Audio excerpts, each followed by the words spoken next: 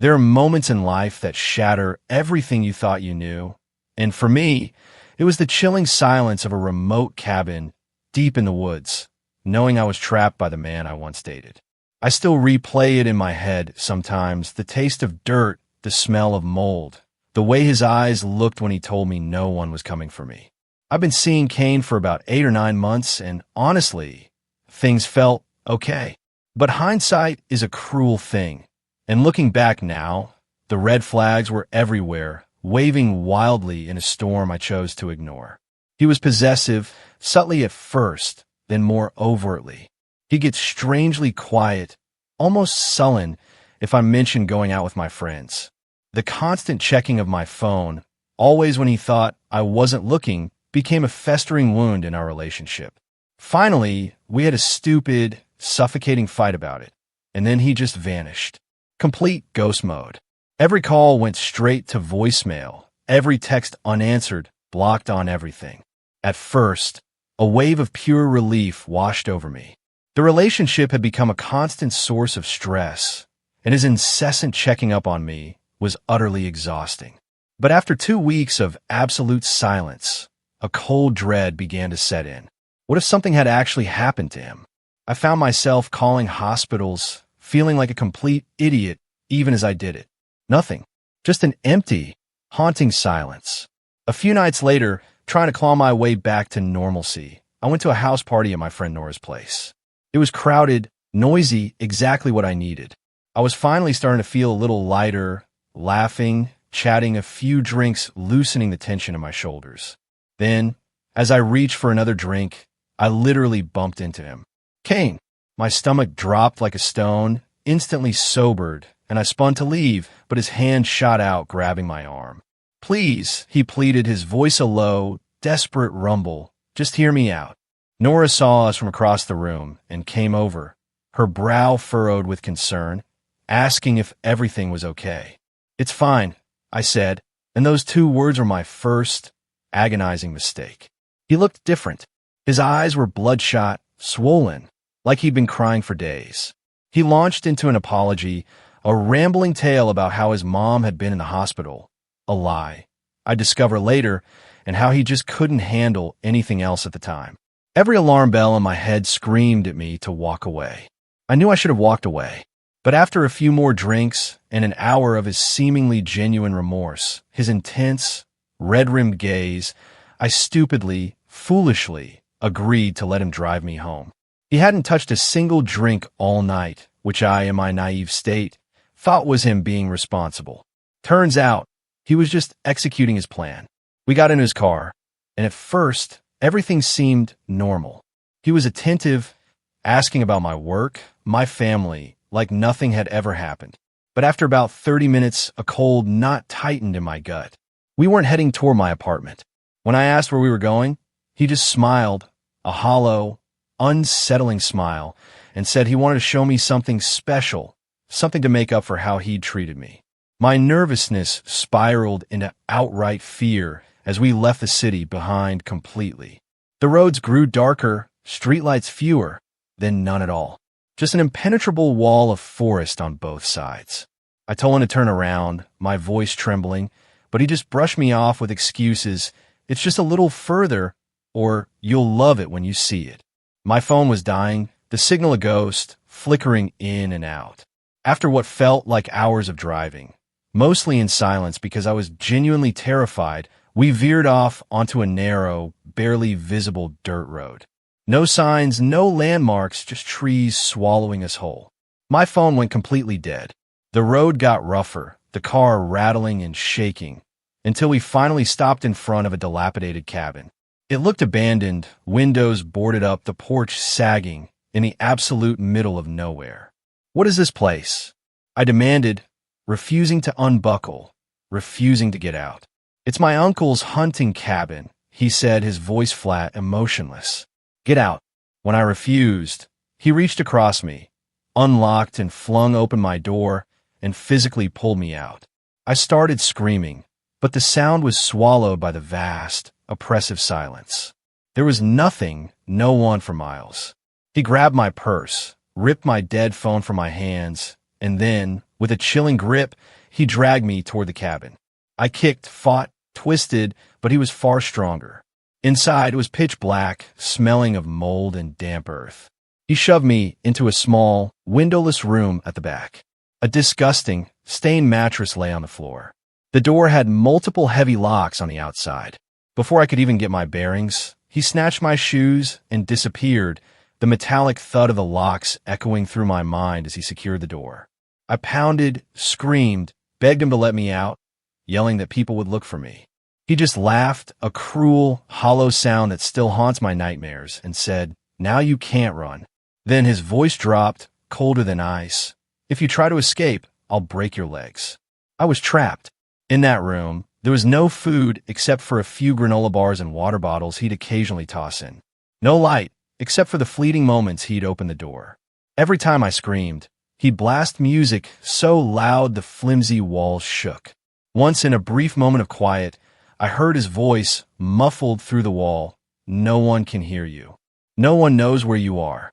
I had no concept of time, no way to call for help. I tried to reason with him when he brought water, begging him to let me go, promising I wouldn't tell anyone. He'd just stare at me with this empty, dead look in his eyes, saying I needed to learn about consequences for abandoning him. Abandoning him? He was the one who ghosted me. It made no sense, but he was beyond reason.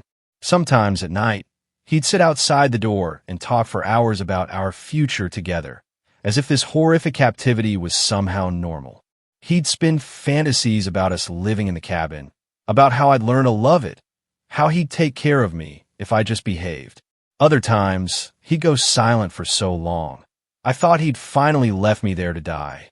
Looking back, the terror of that first night was a brutal awakening. There was no clock, no phone, nothing to ground me. I could hear Kane moving around the cabin, floorboards creaking, or that sickening thumping of music when he wanted me to shut up. The mattress was beyond disgusting. I don't even want to describe it. The walls were peeling, fake wood paneling. My shoes, my phone, my purse, all gone. I heard him rummaging through my purse in the living room. He kept the door locked, but I'd hear him pause outside, listening like a predator with its prey. At first, it was pure, unadulterated panic. I think most people would be. I tried everything, yelling, pounding on the door until my knuckles bled, even just trying to reason with him through the wood. It's so humiliating to admit now, but desperation makes you do desperate things, doesn't it? I tried apologizing for things I hadn't even done, thinking maybe if I just said what he wanted to hear, he'd calm down and let me go. But every time, he'd just laugh, or he'd get this chillingly serious look and start lecturing me about trust and loyalty. "How could you abandon me after everything?" he'd demand, completely twisted in his own reality. "Dude, you ghosted me." But he wouldn't let it go. It was like he'd rewritten our entire breakup in his head, and I was the villain. The scariest thing, in a weird way, was how I started to adapt.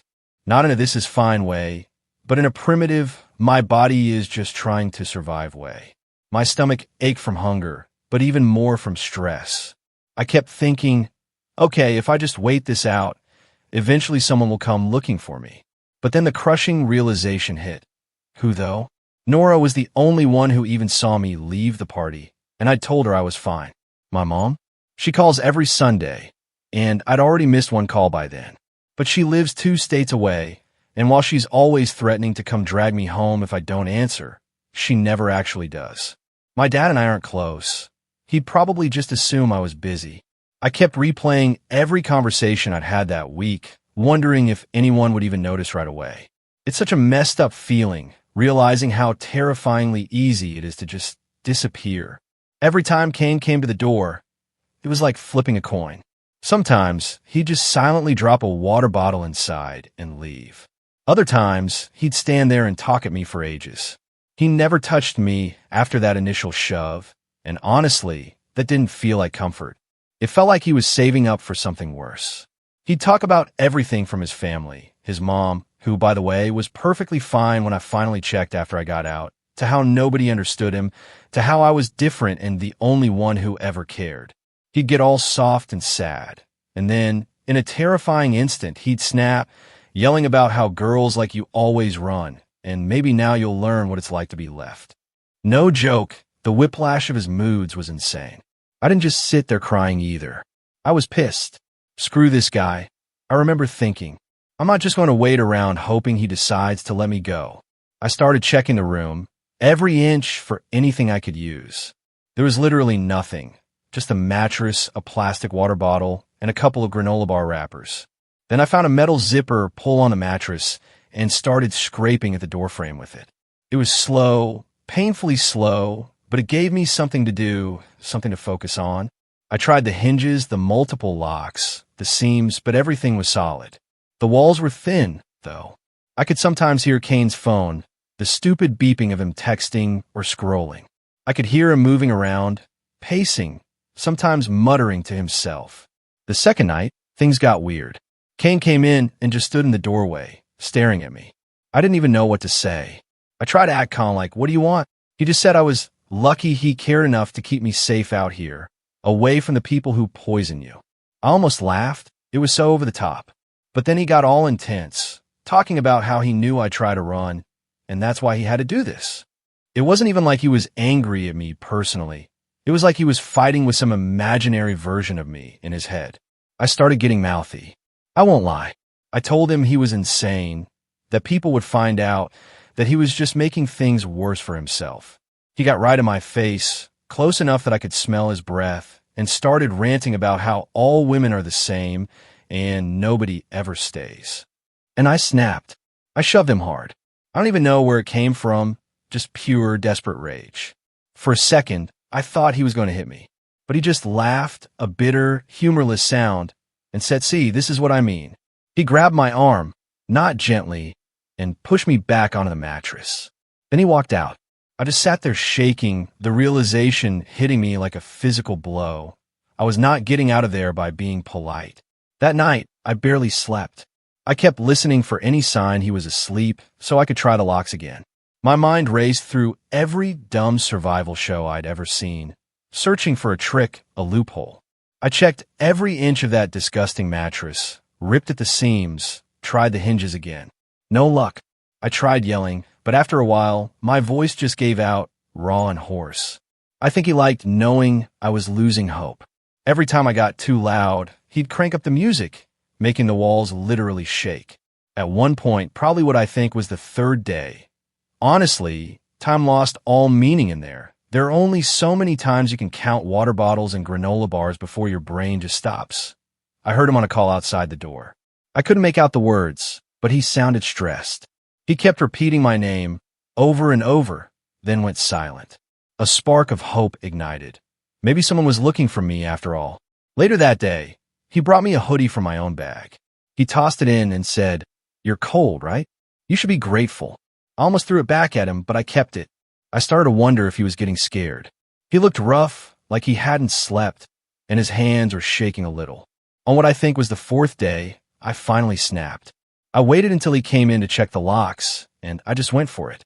I threw the water bottle at his head. It bounced off him, didn't even leave a mark, but it was enough to piss him off.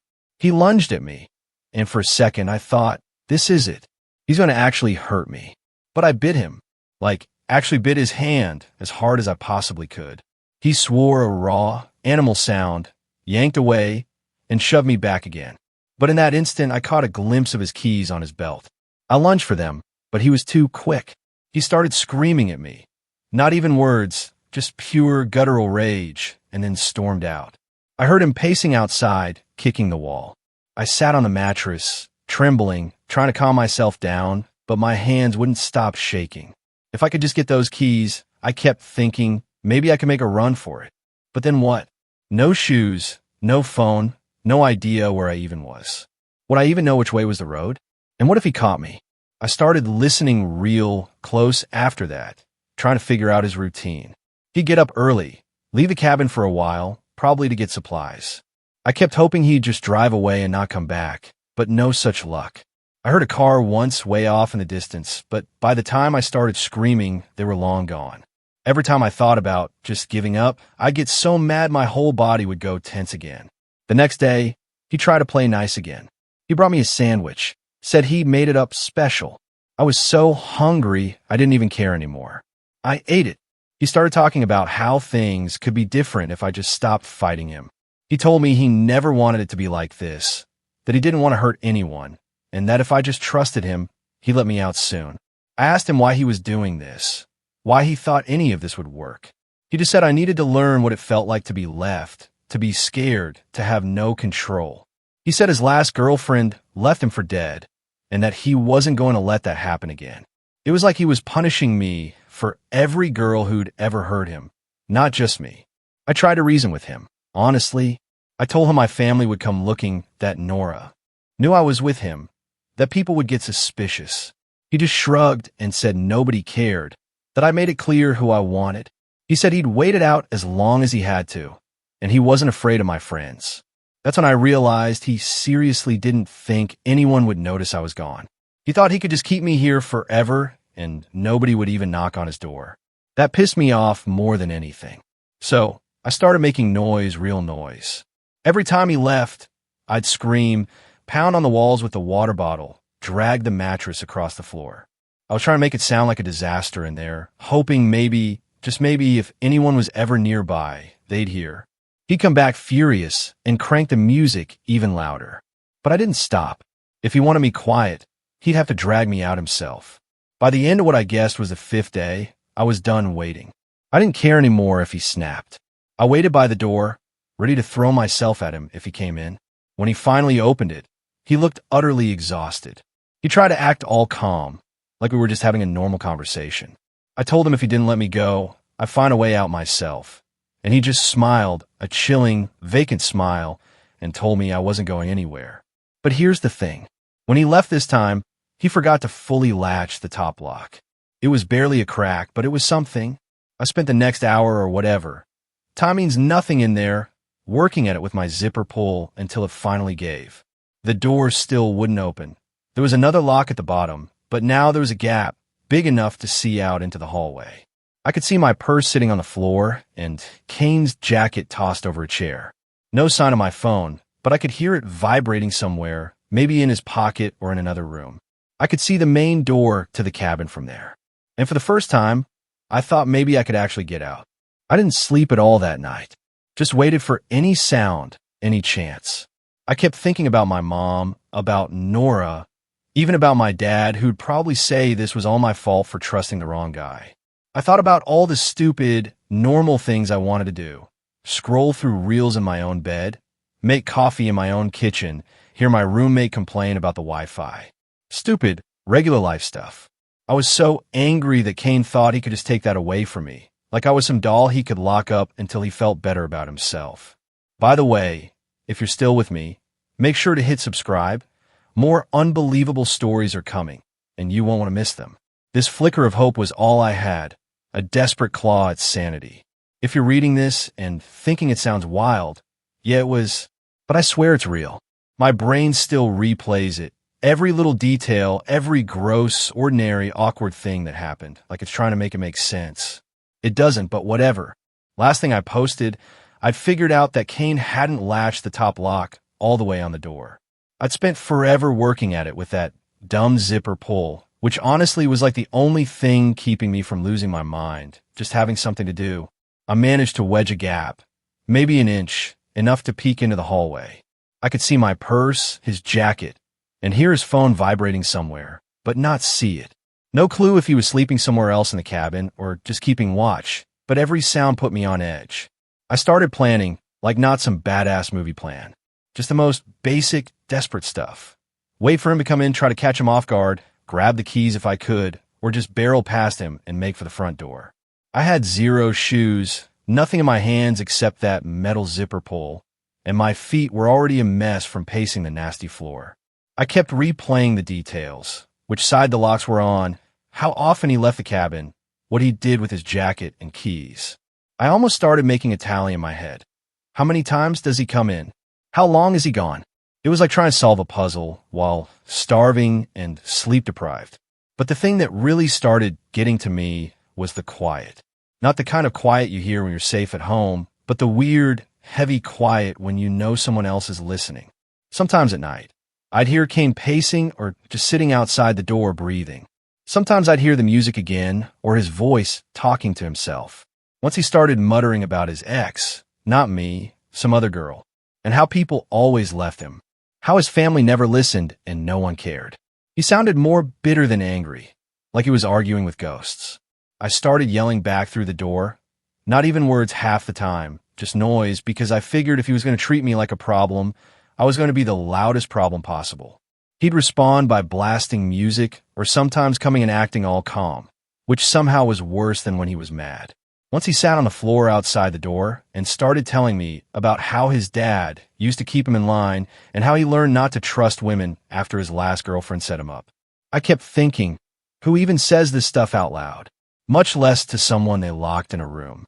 On what I think was day 6, the dynamic shifted. I heard Kane on the phone, actually talking to someone this time, in the kitchen. He was being weirdly normal, telling someone he was helping a friend move stuff at the cabin and that he might be out of service for a few days. He laughed at one point. I remember thinking, are you actually joking around like this is just a camping trip? I try to remember if anyone in his family even knew about this cabin. He never mentioned his uncle's name, never said who owned it. Now, the more I tried to piece it together, the more I realized how little I really knew about his family. He'd always been weirdly closed off, but I chalked it up to being private, not dangerous. The next time he brought food, barely a sandwich, I tried a different strategy. I just started talking about random stuff, asking about his mom, about his old dog, anything to get him off script. He got suspicious, asked why I suddenly cared, but I just kept talking. I figured if I could keep him off balance, maybe he'd slip up. He got annoyed, said I was trying to manipulate him, but didn't leave. Instead, he started ranting about how my friends never liked him and how Nora was always butting in. I told him Nora would 100% notice if I was gone for this long. He scoffed, said nobody cared, that I was replaceable. I lost it at that point, called him every name I could think of, and he just left the room. Later that night, when he came back, something had shifted. He said his mom had called, wondering where he was, and he needed me to prove everything was fine. He tossed my hoodie at me, told me to put it on, then brought his phone into the room and pointed the camera at me.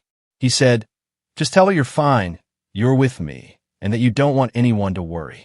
I froze for a second, then figured, okay, if I played along, maybe I could slip in a hint. But right as he started recording, he was standing just off camera, watching me like a hawk. So I said, "Yeah, I'm okay.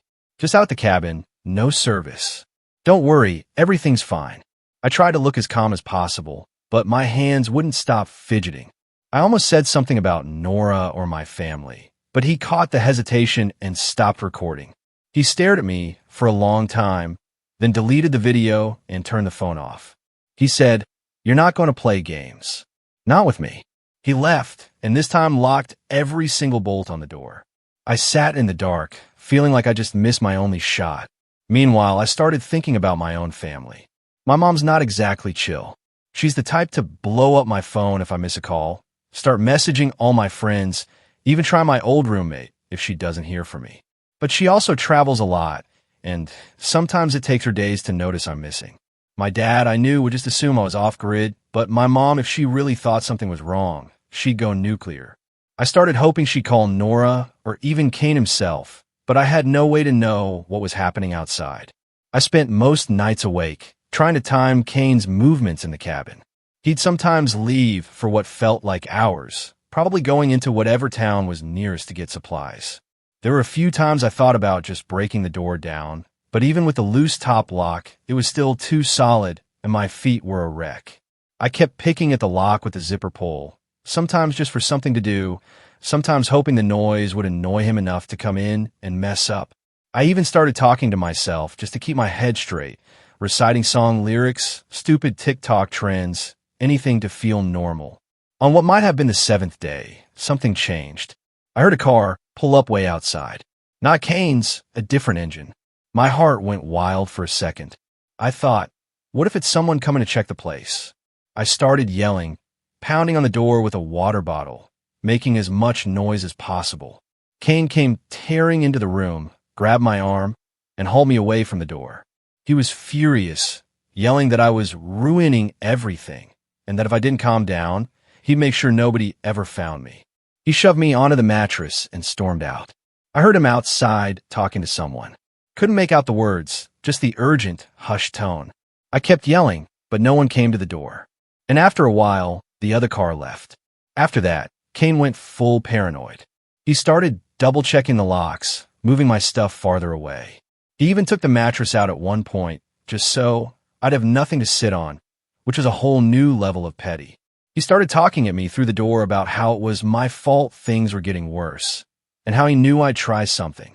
He said he trusted me, and that I'd broken that trust. The way he talked, it was like he genuinely thought this was all my doing, like I'd somehow forced him into this whole situation. I started realizing this wasn't just about me. He was fighting with himself, stuck in some loop where every woman who ever left him was the same. And I was just the latest. That day, the hunger got so bad I started to feel foggy, but weirdly determined. Like if I was gonna go down, I was gonna go down loud. I waited until he came in to bring water. And this time, I lunged at him. I don't even know what my plan was. Just pure desperation. I grabbed at his shirt, tried to knock him off balance, but he shoved me hard, sending me straight into the wall. I kicked him hard, and he cursed and backed off. He looked shocked. Honestly, like he didn't expect me to fight back. He started ranting about how I was just like the rest and never grateful. I told him he was pathetic, that his mom would be ashamed, and he just snapped, yelling right in my face, veins bulging in his neck. That night, I could hear him pacing for hours. At one point, I heard his phone ring, his actual ringtone, not just notifications. And he answered.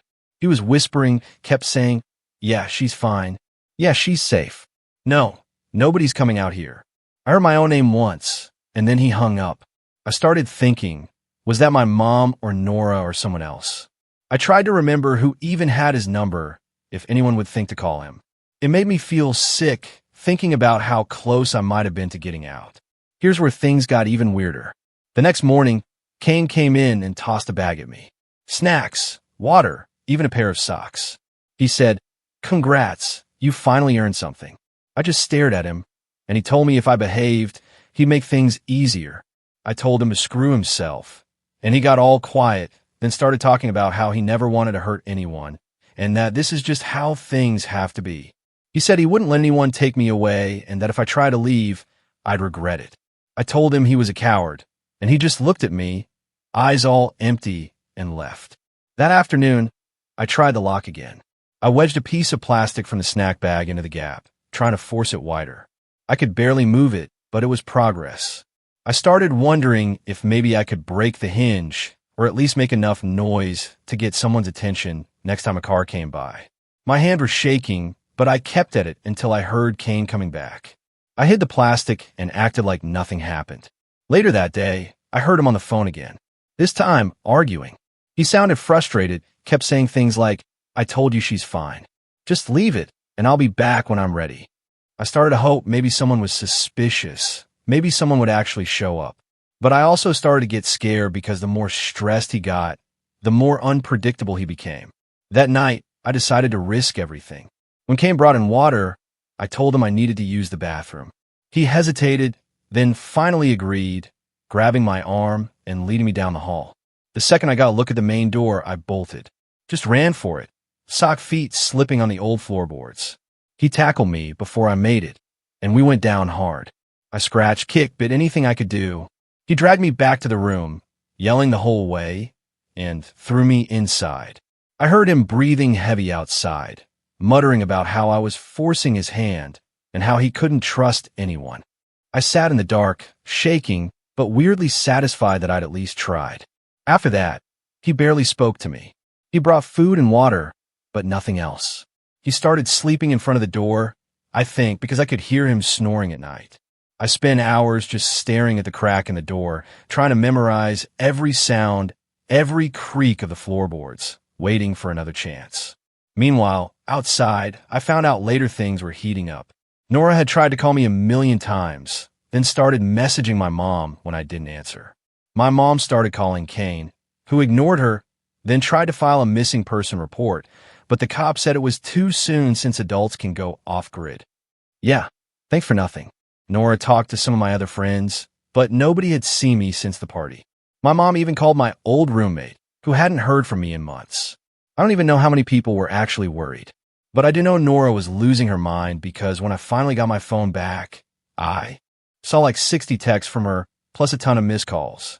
Every day was the same routine. Kane bringing food, me trying to talk him into letting me out, him ranting about how I was just like everyone else. I tried everything. Begging, bargaining, threatening, even just going silent. Nothing worked. He was stuck in his own head, convinced that he was the victim, that I owed him for leaving. I heard a car again, this time closer, and it didn't leave right away. Kane went out to talk to whoever it was, and I heard voices but couldn't make out the words. He came back tense, slamming things around, cursing. He told me that people were asking questions, and that I'd better be on my best behavior if I didn't want things to get worse. I decided then that I wasn't waiting any longer. I started planning again, using every scrap of info I'd gathered. His routines, the lock, the door, even the layout of the cabin. I had a piece of metal from the snack bag in my sleeve, ready to use as a weapon or a tool. I started faking being sick, hoping he'd let his guard down. He didn't, but he started getting sloppy, leaving the door unlocked for a second, forgetting to take my water bottle. I kept watching, waiting, ready to make my move. And then, right as I was about to try again, Kane came into the room, looking rough. He said, "You want to leave so bad? Fine." He grabbed my arm, dragged me outside, and pointed at the woods. He said, "Go ahead, run." I just stared at him, not sure if it was a trap or if he'd really lost it. He looked at me, eyes wild, and said, "Nobody's coming. You're on your own now." I looked at him, trying to figure out if he was bluffing or if he was actually going to chase me down, or worse.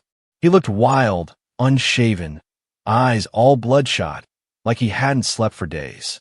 He was shaking a little, but holding his phone in one hand and something metal, maybe his keys, maybe a pocket knife, in the other. Honestly, I couldn't tell and wasn't about to get closer to check. I was wearing only socks, my hoodie, and the same jeans from the party. It was cold as hell, probably mid-morning. I was already tired down to my bones. I didn't run at first. I just stood there staring at the trees, thinking, what? I'm supposed to just take off into the woods with nothing? I had no idea which way the road was. No phone, no food, not even shoes. I glanced back at the cabin, thinking maybe I could double back for my stuff. But Kane just stood there, breathing hard, waiting. I started to wonder if he even wanted me to try, or if this was some new, messed up test. He started yelling, not even words, just noise like he was daring me to go. So I moved, not fast, not slow, just walking, keeping my head down, watching his shadow in the corner of my eye. He followed, not close enough to grab me, but close enough. I try to remember all those dumb hiking videos about moss growing on the north side of trees, or whatever, but literally nothing looked familiar. There was a path, but it was overgrown. And after maybe 5 minutes, he stopped following and just yelled that if I got lost, it wasn't his problem anymore. I wanted to believe him. I kept walking, picking my way between branches, stepping in mud, my socks going gray and slick. There was nothing but trees for ages. At one point, I heard birds, which felt weirdly hopeful, like maybe I find a road or a house or something. But nope, just more woods, more roots, more silence. My feet started to hurt, and I realized I was bleeding from some old cut that had opened up again. I thought about calling for help, but my throat was raw, and honestly, I didn't know who would even hear me. After, I don't know, maybe an hour, time didn't make sense anymore. I started to loop back, or at least it felt like it. The trees all looked the same. I started to panic, because what if he was just waiting for me to get lost so he could drag me back? I kept going, trying to keep in a straight line. But after a while, I heard something, branches snapping not far off. I froze. Kane stepped out from behind a tree, looking pissed. He said, "You really thought you'd get far?" He grabbed my arm hard and started dragging me back toward the cabin. I fought him hard. I twisted, kicked, elbowed him in the gut. He cursed and almost dropped his phone. I scratched his neck. He shoved me. We both went down in the dirt. I managed to get a knee in his ribs and pull away, but he caught my hoodie and yanked me back. We both ended up sprawled on the ground, breathing heavy, mud everywhere. I spat at him, told him to just let me go, and he got up, looming over me, eyes wild. He started yelling about how I was ungrateful, and just like everyone else, how he tried to give me a chance and I was throwing it away. I screamed back that he was never going to control me, that this was his problem, not mine, and that nobody would believe his lies. He got right in my face, breathing hard, fists clenched, and I honestly thought he was going to hit me. Instead, he just stormed ahead, dragging me by the wrist back to the cabin. When we got inside, he shoved me into the main room and started pacing. He kept muttering about how he couldn't trust anyone and how everyone always leaves. He threw his phone across the room, breaking against the wall, and just stood there staring at the pieces. I sat on the floor, breathing hard, trying to figure out if I could make another run for it. He turned on me, said I was lucky he hadn't done worse, and that if I ever tried that again, I'd regret it. I told him to go to hell. He laughed, but it sounded more like crying. The rest of that day was weirdly quiet. Kane barely spoke. He just kept pacing, sometimes sitting in the corner, staring at nothing, then jumping up to check the windows or poke at the door. I started wondering if he was coming down from something. He looked rough, shaking, eyes darting everywhere. He barely touched the food he brought in, just tossed me some crackers and water, and left me alone. At some point, maybe that evening, the power went out. Not that there was much power to begin with, but whatever little light had been in the living room just died. Kane started freaking out, digging around for batteries, cursing under his breath. He asked if I'd messed with anything, and I told him I didn't even know where the fuse box was. He got all paranoid, started talking about how they're coming and how nobody is safe. I realized then that he was losing it, like actually losing his grip. Not just angry or controlling, but full-on paranoid. I started thinking maybe this is my shot. If he was distracted enough, maybe I could get to the door or find my phone. I waited until he went into the back room to look for a flashlight, then crept over to where he'd thrown his phone. The screen was shattered, but I tried turning it on anyway. Nothing. Total brick. I almost cried, but then I remembered my own phone. He'd shoved it in a drawer somewhere. I'd seen him do it when I first got there. I started searching, quiet as I could, opening drawers, feeling around under the couch. I found my purse, empty, and a pile of junk mail, but no phone. King came back in, flashlight in hand, and caught me. He demanded to know what I was doing. I said I was looking for something to eat. He stared for a long time, then tossed me a bag of chips and told me not to move. He kept the flashlight on me the whole time like I was some animal he was afraid would bolt. That night, I barely slept. I could hear Kane moving around, muttering to himself, opening and closing doors. At one point, he tried to turn on the old radio in the corner, but it just crackled static. He swore, then went quiet.